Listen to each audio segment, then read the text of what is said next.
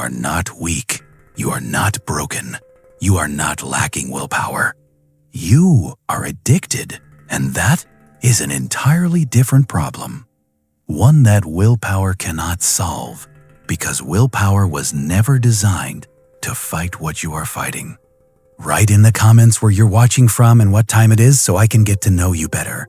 To support the channel for free, don't forget to subscribe and like. Edo period, Japan, 1680. A young monk enters a Zen monastery outside Kyoto. For the first 3 months, he is given one task: sit. No reading, no conversation, no stimulation of any kind, just presence. Most students break within weeks, not from hunger, not from cold, but from the unbearable silence where their cravings used to live. The ones who survived that silence discovered something the modern world has completely forgotten. Addiction is not a moral failure. It is a relationship with emptiness, a fear of the unoccupied mind so profound that almost anything becomes preferable to facing it. The samurai understood this, and they built an entire philosophy around it. Not a recovery program, not a detox. A complete rewiring of the relationship between the self and desire. That philosophy is what this video is about. Fudoshin, the immovable mind. The samurai had a name for the state addiction destroys first. Fudoshin, the immovable mind. Not rigid, not cold. Immovable in the sense of a deep mountain lake, undisturbed on the surface, regardless of what moves beneath it. A warrior with Fudoshin could face chaos, temptation, and terror without being redirected by any of them. Not because he felt nothing, but because he had trained his relationship with feeling to be one of observation rather than obedience. This is the precise opposite of addiction. Addiction is a mind that has become completely obedient to a single signal, one craving so loud it drowns every other voice. Fudoshin does not ask you to silence the craving. It asks you to stop treating it as a command. The craving speaks. The immovable mind hears it, and then the immovable mind chooses. Today, the next time a craving arises, pause for 10 seconds before responding. Not to resist, to observe. That pause is the first brick of Fudoshin. Ma, the sacred space between. In Japanese aesthetics, ma is the negative space. The silence between musical notes, the pause between breaths, the emptiness between objects that gives the whole composition meaning. The samurai understood ma not as absence, but as presence. The most powerful presence in any moment is often the one that has not yet been filled. Addiction abhors ma. Every idle moment becomes a trigger. Silence becomes unbearable. Stillness becomes threat. The addicted mind has lost its capacity to inhabit emptiness without immediately rushing to fill it. And this is not weakness. This is neurology. Dopamine systems hijacked by repeated stimulation begin to experience neutral states as painful. The baseline shifts. Normal feels like deprivation. The practice of ma is radical in this context. It asks you to deliberately create small pockets of unfilled time, not to suffer through them, but to practice inhabiting them. 2 minutes without your phone. Sit with your coffee without a screen.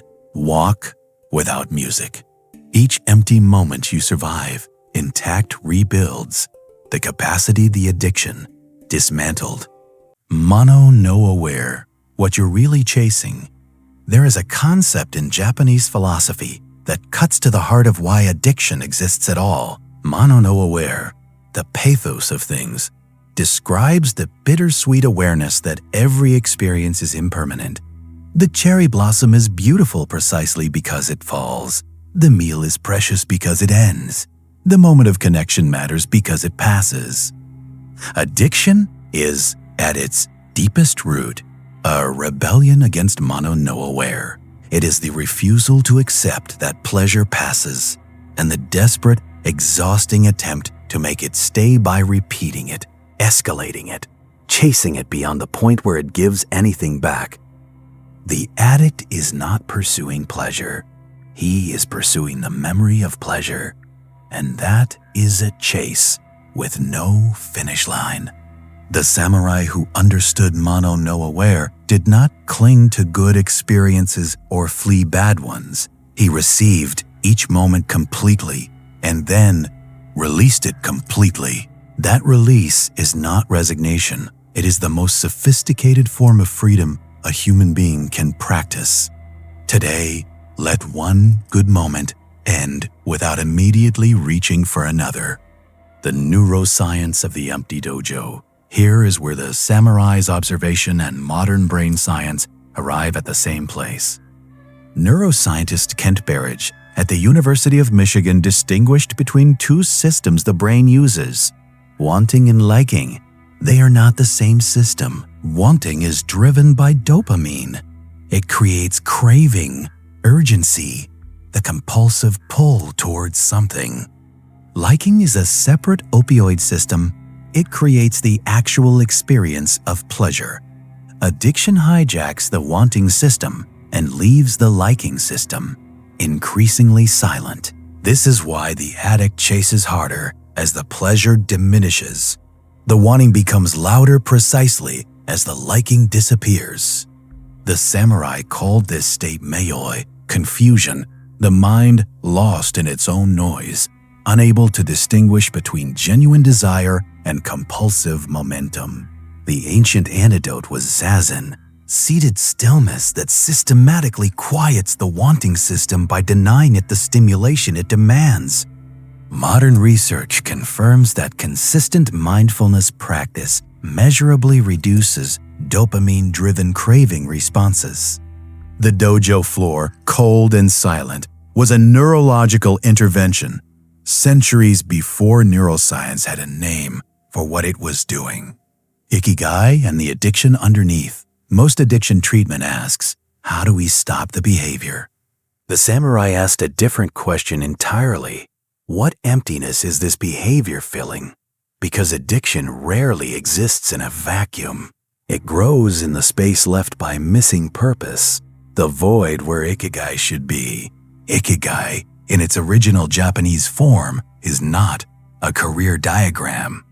It is the felt sense of aliveness that comes from doing something that matters right now. When that feeling is absent, when work is hollow, relationships feel mechanical, days lose their texture, the mind reaches for the nearest available substitute.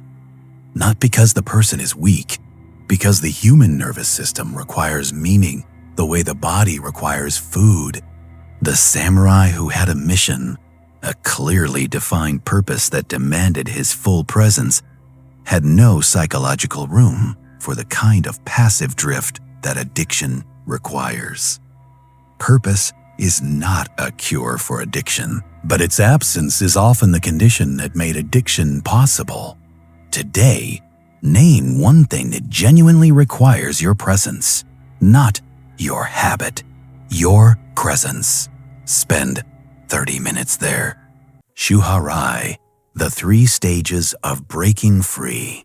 The Japanese martial arts tradition describes mastery through 3 stages. Shu, follow the rules completely. Ha, begin to understand why the rules exist. Ri, transcend the rules because they have become part of you. This progression was not designed for swordsmanship alone. It is the architecture of any genuine transformation, including recovery from addiction. Most people approach addiction like they are already at Raya, making personal modifications, negotiating exceptions, designing their own version of restraint. The samurai knew that before you can transcend a rule, you must first obey it so completely that you understand it from the inside. Shu demands total compliance, not as punishment, but as the only path to genuine freedom. In practice, this means, for the first stage of breaking any addictive behavior, remove all negotiation. Not, I will limit it, not only on weekends. Full Shu. Complete cessation. Not forever, just long enough for the nervous system to recalibrate and for you to learn what the craving actually feels like when you do not answer it. The engineered enemy. The samurai faced enemies he could see. You face something more dangerous, an enemy that employed behavioral scientists to make itself as difficult to resist as possible. Every social platform, every streaming service, every notification system has been designed deliberately, precisely, to activate the same dopamine-wanting system the samurai quieted through decades of training. This is not a fair fight, and acknowledging that is not an excuse.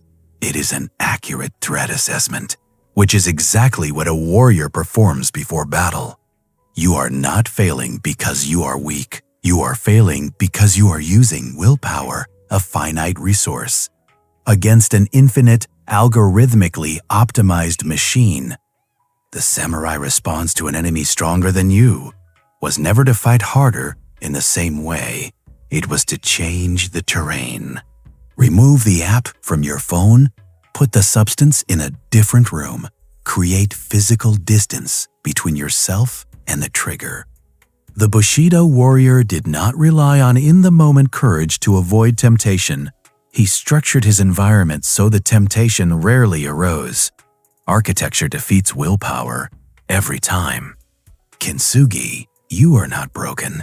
The art of Kintsugi repairs broken ceramics with gold, making the fracture the most visible and most beautiful part of the object.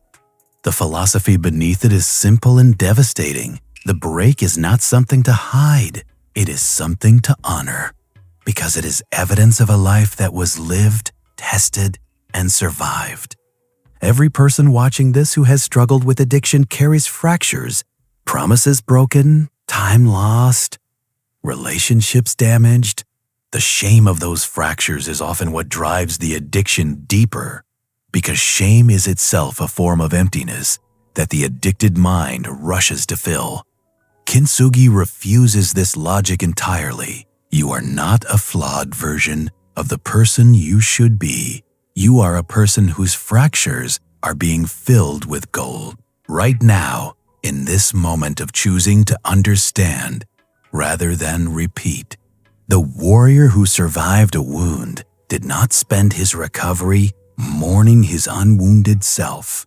He studied the scar, understood what it taught him, and trained harder because of it. Your history is not your sentence.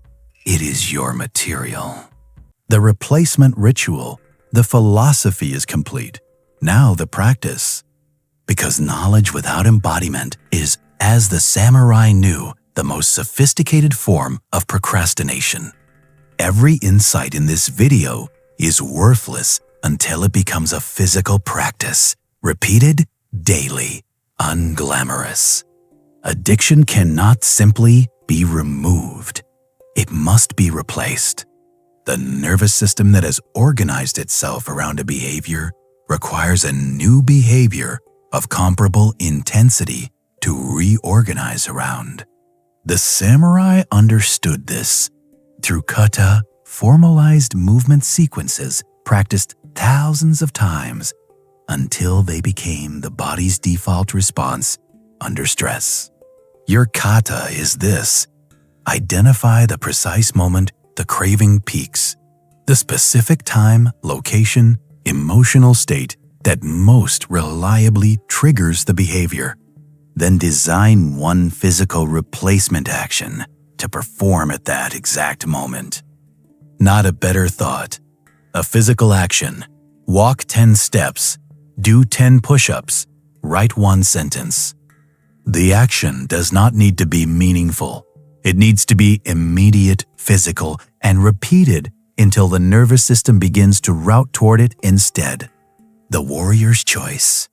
Every tradition in this video, Fudoshin, Mano no aware, Ikigai, Shuha Rai, Kintsugi, points toward the same truth. Addiction is not what you are. It is a pattern your nervous system learned in the absence of something better. And patterns, unlike character, can be unlearned, not easily, not quickly, but completely. The samurai did not become immovable by being born without desire. He became immovable by choosing 10,000 times in 10,000 small moments to observe desire rather than obey it. That choice did not get easier. He simply got better at making it, and in making it repeatedly, it stopped feeling like a choice at all. It became who he was. The battle is not won in one dramatic moment of resolution. It is won in the next ordinary moment when the craving speaks and you pause, just long enough to remember that you are the warrior, not the wound. Osu. Addiction is not your identity.